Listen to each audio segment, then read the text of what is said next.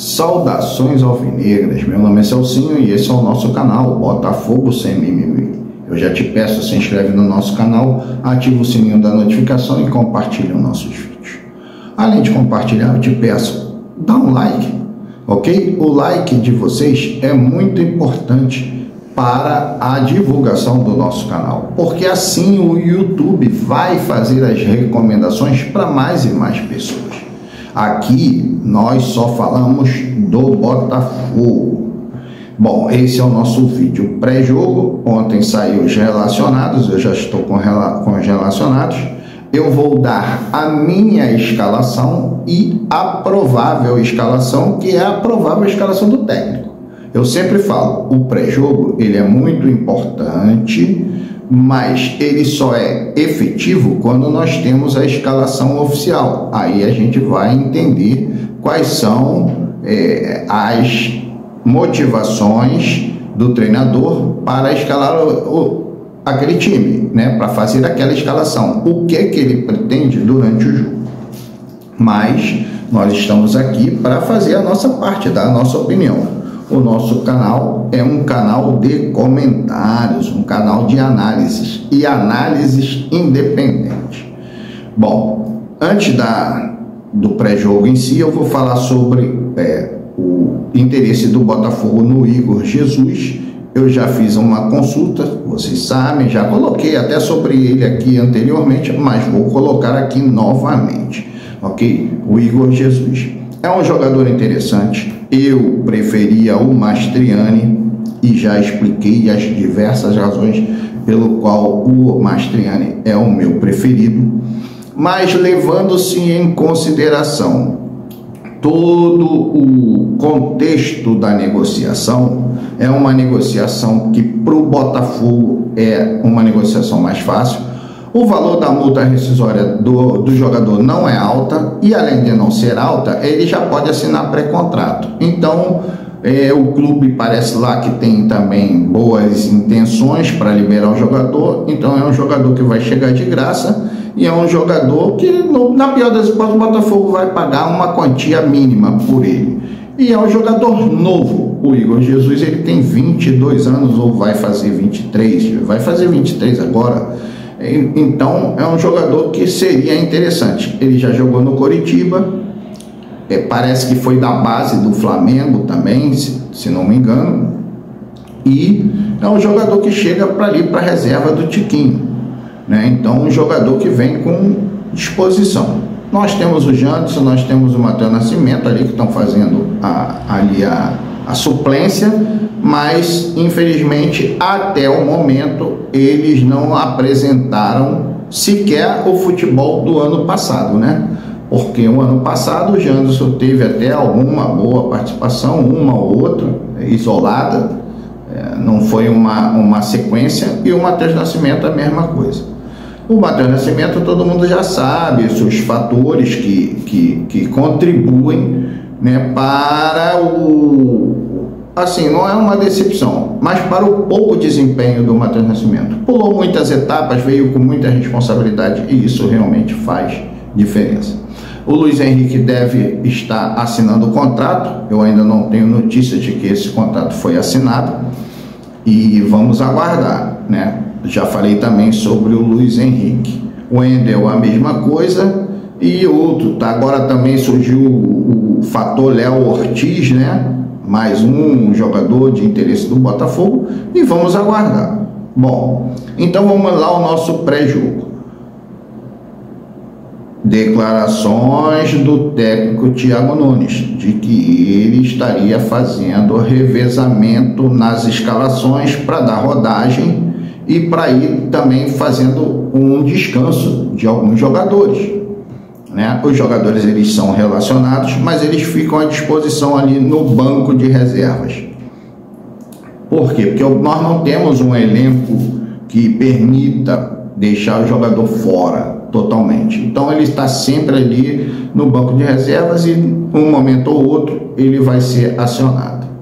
Bom, então, como eu falei no pré-jogo e no pós-jogo passado, tá? Quando nós perdemos, Em virtude do campo, chuva, campo pesado, apesar de o campo não a ter atrapalhado demasiadamente, eu faria a minha escalação com o time reserva.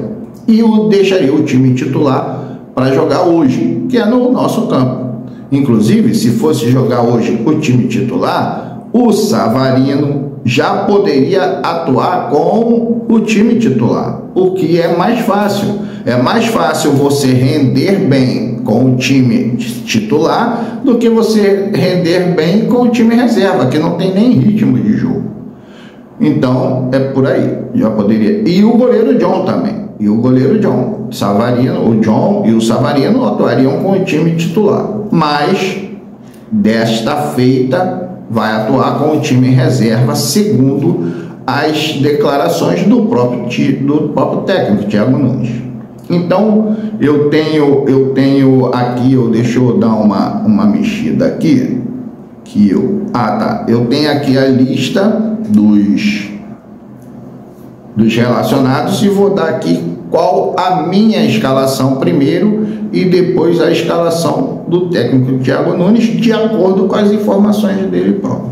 Eu entraria com John, eu entraria com o Jefferson Maciel pela esquerda, o Basto e o Newton.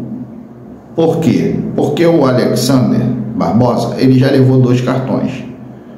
2 jogos, 2 cartões. Ele é muito esquentado e o time não está ainda entrosado totalmente para poder dar aquela tranquilidade, né? Porque você sabe, quando o zagueiro fica exposto, ele tem que sair para o combate. E muitas vezes qualquer falta, cara, é passível de cartão amarelo.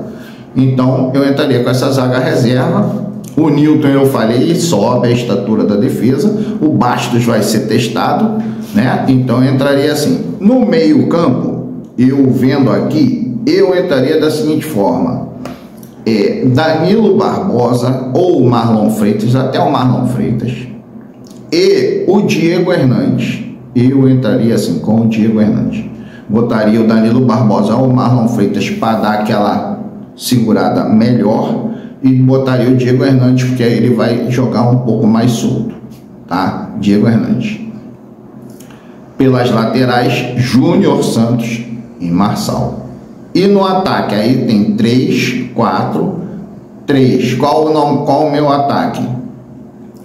O Savarino, o Gianderson ou o Matheus Nascimento e o Segovinha. Entraria com esse time. Esse era o meu time. Agora, ele não vai entrar com esse time. Ele vai entrar com o John. A defesa é a mesma, né? O John, o Newton, Basto e o Maciel, né? O Jefferson Maciel, o Júnior Santos e o Marçal, mas no meio ele deve entrar com o Cauê e Jacob Montes. E no ataque, o Savarino, o Gianderson e o Segovinha. Esse deve ser o time dele. Eu, como falei, eu deixaria alguns titulares ali para dar uma... né? Principalmente ali, o Marlon Freitas pode jogar, porque o Marlon Freitas não vai dizer que é titular do time. Não pode dizer.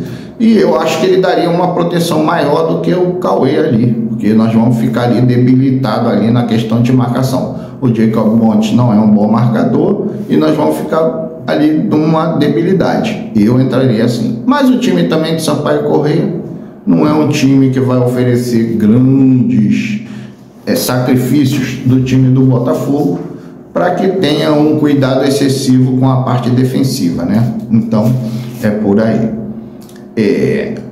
Eu falo sempre aqui, o importante é que o time do Botafogo esteja bem treinado e que os jogadores entendam a concepção de jogo do técnico.